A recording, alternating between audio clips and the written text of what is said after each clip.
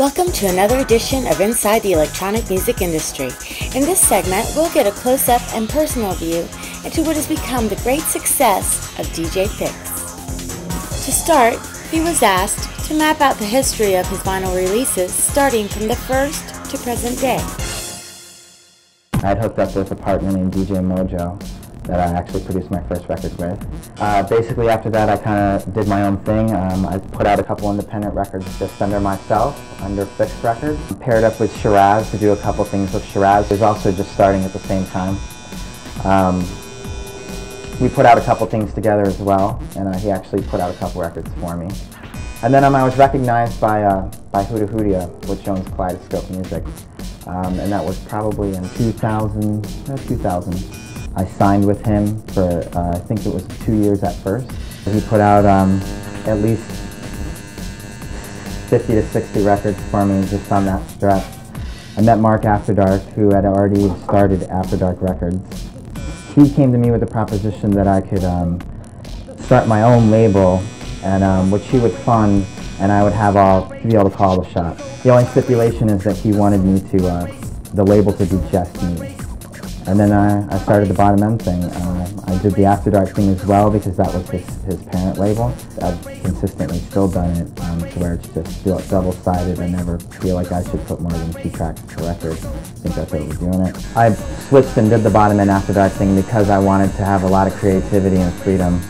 And that's basically what I have now. And I also do 1111, which is owned by Keith McKenzie. And it's a label to where it's way more focused on the international part.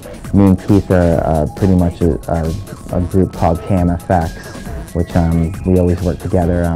Recently we've been gone into the digital era. Actual pieces of vinyl, there's probably been about 170. In essence, DJ Fixx has been around from the very beginning, with much to show for his time. Next, we've asked about his live shows, to fill us in on his chosen music production softwares, and the informative tutorials that he has written for the aspiring music producers who are just starting out.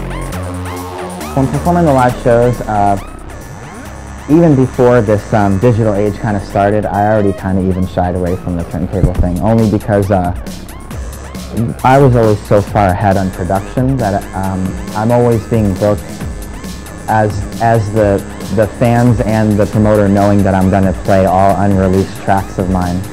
So I've always been playing on CDJs forever. I've used almost every software there is. Cakewalk, G-Bass kind of at the same time.